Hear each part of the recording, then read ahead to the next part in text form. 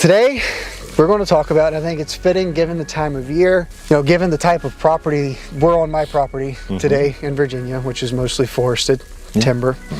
I thought it was only fitting for us to jump into some TSI. Well, timber stand improvement. Yeah. Yes. As Cody was just talking about, it is absolutely the best time of year to do that. January, February into March. Yeah. And it's a great time to get out there with some chainsaws. It's a great time to get out there and just learn your property. Yeah. You can get a lot done by walking around. But yeah, timber stand improvement. Yeah, we're going to give an overview of what TSI is, and I think to really get that started. If I were to ask you, what is TSI? What is timber stand improvement to you? How would you explain that to somebody who is unfamiliar with the concept? That's a very good question, Mr. Altizer. No, timber stand improvement, it's really nothing more than going through your woodland environment and picking out the best trees. And that basically is releasing other trees for, timber / wildlife value. Yeah.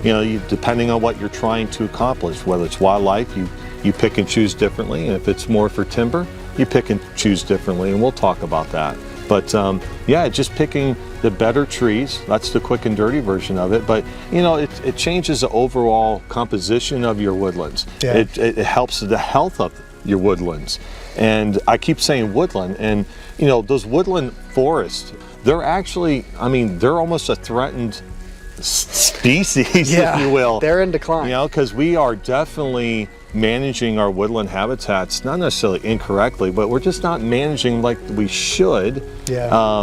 And the woodland type of environments are slim pickings, where it's a tree and it's a lot of space, and another tree where you can get some grasses, some forbs through. And doing timber stand improvement, you can at least get that canopy open, that closed canopy open, by doing some timber stand improvement.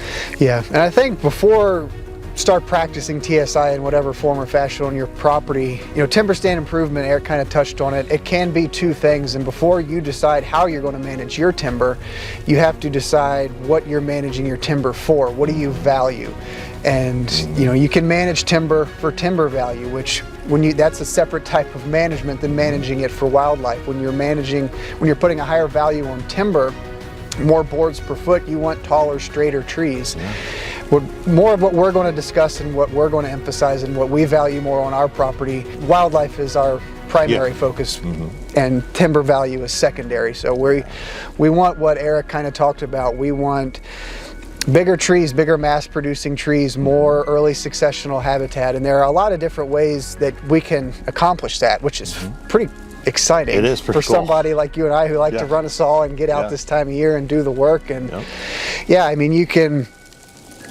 you're almost infinite in how you can create that early successional habitat through timber stand improvement. And we're going to talk about some of those techniques, but somebody who is unfamiliar with practicing TSI, they're like, I have this new piece of property and I want to manage it for wildlife. It's heavily timbered. How can I improve the quality of that stand for wildlife? That's a very good question again, and we should probably answer it out in the field. Yeah. So how about we go out there, hold that thought. Got it. Hold that thought. We'll get out there and we're going to talk about all this stuff. But I want to emphasize, and we're going to probably beat this horse to death, is that when it comes to timber, when it comes to the wildlife aspect of it, you and I can do this. But when you're talking about timber aspect of things, when you're trying to, create some dollars and put some money in your pocket, always consult a certified forester, somebody that has some knowledge on what the market is and all that stuff. So, wildlife is one thing. Yeah. You could really screw up your woods if you're looking for dollars. So there's something, a little food for thought. So let's get after it, man.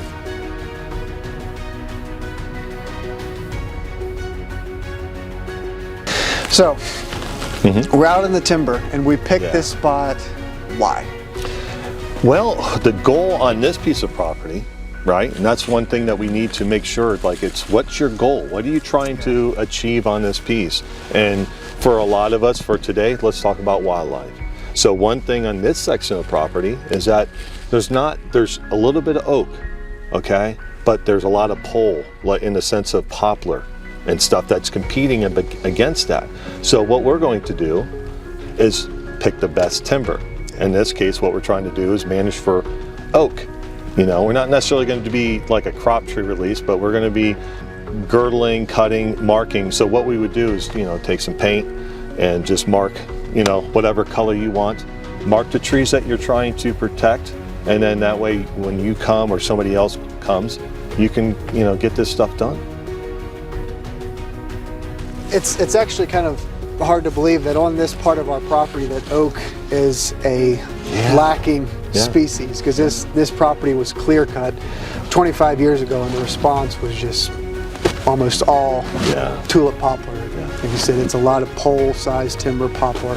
But once we've identified the trees we want to keep, the oaks, they're kind of few and far between, but they are in here. They just need some help. How are we going to give them a leg up?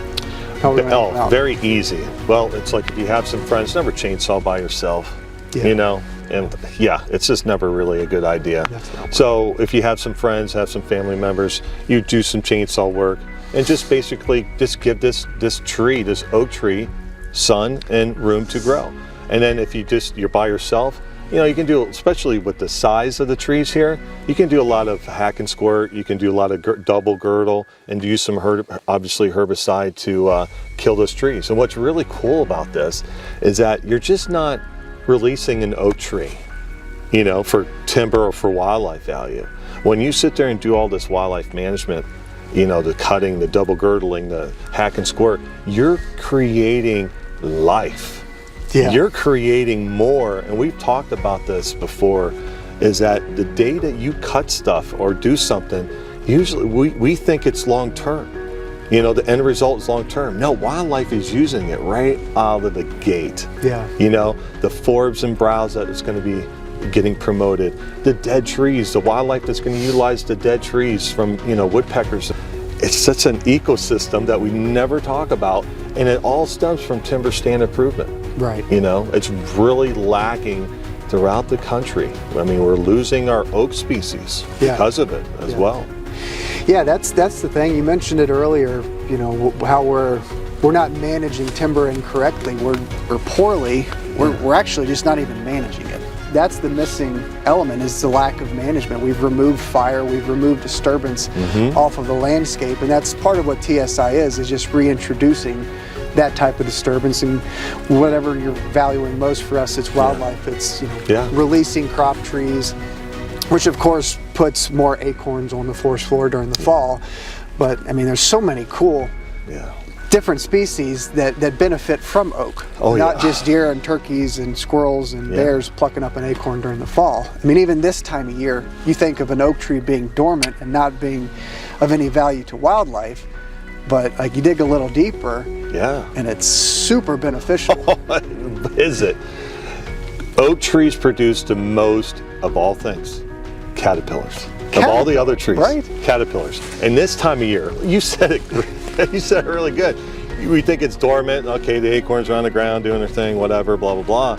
But no, there's so much life going on. This oak tree is producing so much all the time. Caterpillars of all things, okay? Oak trees produce the most of any tree amount of caterpillars. So why is that important? You know, it's the songbirds, warblers. Well, this time of year, it would be the chickadees. It would be the tufted titmice, you know, mouse. It's that. And the branches, if you ever look this up, these caterpillars look like branches, little tiny twigs. It is absolutely amazing. And when you do go into oak woods, you will see the chickadees, you will see the titmice and stuff like that. It is so cool. Absolutely amazing. The value of managing this timber, especially oaks, for sure. And to take it a step further, you know, we do timber stand improvement, and you know, talk about a crop tree release. And for wildlife, we want more branching. We want this tree to have a bigger crown. Bigger crown means more acorns. If you want to apply it to the songbirds and caterpillars, more branches means more caterpillars. And like you said, you'll see that response from the songbirds. Well, that's up in the air. Like, think, what about all the life like right underneath our feet? It is so amazing we're so used to white-tailed deer. Yeah. And wild, some turkeys, some of us dabble in that. But it's like, I'm like a kid in a candy store when I learn all this new stuff about oak trees and actually timber stand improvement, how to make this the best it possibly can for the tree itself and then for the animals that utilize it. But you said underneath, right now, there's a lot of, even though there's not a lot of oak, there's some oak litter on the ground, right? A lot of oak leaves and stuff like that. Just the litter alone is so important. Oak leaf litter. I mean, this oak tree right here, it's just an oak tree amongst a bunch of other trees, but these oak trees, it captures a lot of CO2. Yeah. It manages the litter, manages erosion, and it controls the moisture. There's so many benefits. But right underneath our feet, okay, in this leaf litter, there's like 70 species of moths alone that utilize oak leaf litter. 70. Yeah. It's absolutely incredible. And underneath our feet, there is actually more wildlife underneath our feet than it is above ground. Oh yeah, isn't that neat? That's so cool. I mean, we don't even think of it. You kick this leaf litter, and I believe it's just like a little metric area, and I don't know what these things are, but like there's like over 1 million nematodes in just a little area. You don't know what a nematode? I'm not a nematode. I don't know what it is, man. But there's just over millions of, not species, but the amount of animals just from the ground and the utilization, and it all comes from an oak tree. Yeah. That's why we manage for timber stand improvement. Because we are producing, the acorns that we are, as deer managers, are after. It does produce. It quickly produces branching. It quickly produces those acorns that we're after and what they're after.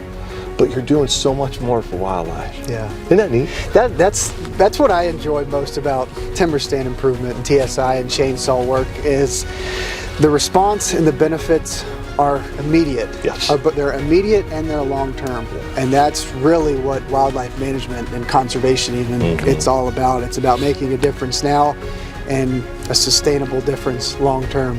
Like these poplars around here, if we decided to cut them completely down, tonight there'd be deer in here.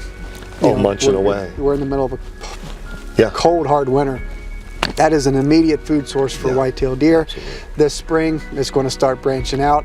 This fall, more acorns for game and non-game species, and then the benefits of all the life underneath our feet, and then all the life up in the top of the trees.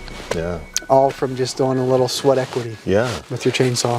Yeah, timber stand improvement is probably one of the easiest things that you can do for your property and for wildlife, and then obviously the timber value as well. Yeah. You don't want to go in there and just whack and stack everything that's there if it's not an oak tree. Yeah. You do want to keep maples. Why? Because of the buds. This time of year, squirrels utilize that. So you want to diversify. You just don't want necessarily a mass type thing. You do want some poplars. You do want some aspen of all things because of grouse. Just think outside the box, and wildlife does utilize it. You can do your deer management and then produce some great quality wildlife habitat alongside it. Yeah, one thing that bothers me is people use the term junk trees, which I'm pretty sure I've said it before. Yeah, we all said it. Yeah, everybody said it, but every tree has value, and when you have a stand, you want a diversity of trees. Yes. You want an equal distribution of species throughout a timber stand, and that's what timber stand improvement accomplishes. Yeah, you're just basically playing judge and jury of who gets this, this day and who doesn't get to. I mean, that's a kind of rough way of saying it, but it is what it is. Yeah. And our forests are definitely hurting, throughout the country, especially the oak.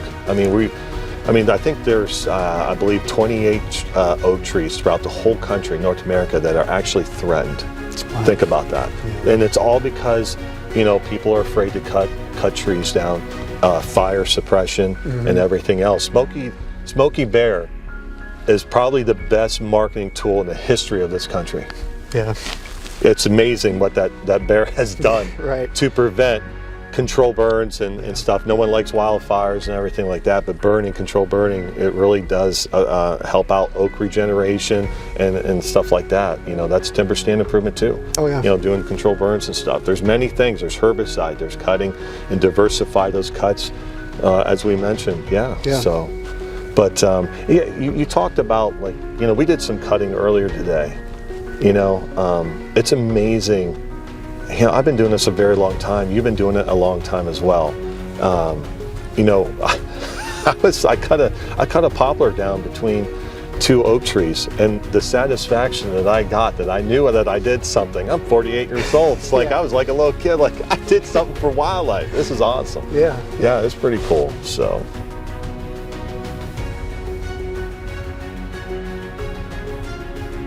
Well, we talked about it, which I enjoy doing, but now it's time to go do it, which I actually enjoy doing a little bit See, more. I checked the chainsaw, and it really doesn't fit me.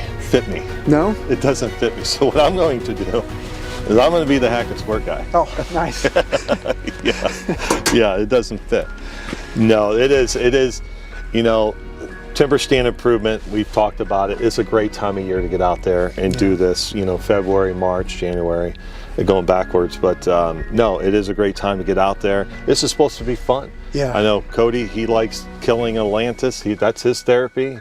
We all love tractor therapy, and there's chainsaw therapy. Yeah. This is therapeutic for sure, and you're doing something great for wildlife. Yeah, and more than anything, before you fire up a saw this time of year, running a chainsaw, whether you're doing timber stand improvement or just cutting firewood, be safe more than anything else. Wear your helmet, eye protection, gloves, chaps, ear protection if your helmet doesn't have ear muffs. PPE, you're never too cool for PPE. Your family's counting on you to come home. No tree is worth not coming home over. So absolutely. Be safe more than anything else, but beyond that, have a good time. This is fun. Yeah, it's supposed to be fun. It is fun. And then it is for us. I'm sure it is for you. Wildlife. It's our way of life.